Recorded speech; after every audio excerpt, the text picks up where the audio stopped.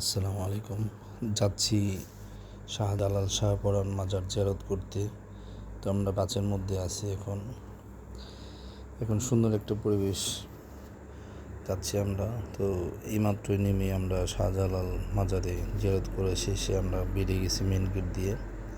তো এখন যাচ্ছি শাহপরান মাজারে। তো এর মধ্যেই দেখতে পেলাম অনেক দোকানপাট, তো অনেক সুন্দর সুন্দর। এখানে আমরা শাহপরান মাজারে এসে জিয়ারত করে শেষে আমরা চলে যাচ্ছি। তো এই পর্যন্তই আমরা এখানে স্টপেজ দিয়েছি। তো আমরা সবাই ওয়েট করছে, আমরা গাড়ির কাছে যাচ্ছি। এরপরে নেমে আবার একটু প্রাকৃতিক দৃশ্য দেখার জন্য জাফলং চলে গেলাম। তো এখানে অনেক সুন্দর পাহাড় দেখতে পেলাম। তো রোদ ছিল অনেক, তো গরমও ছিল এর জন্য বেশি।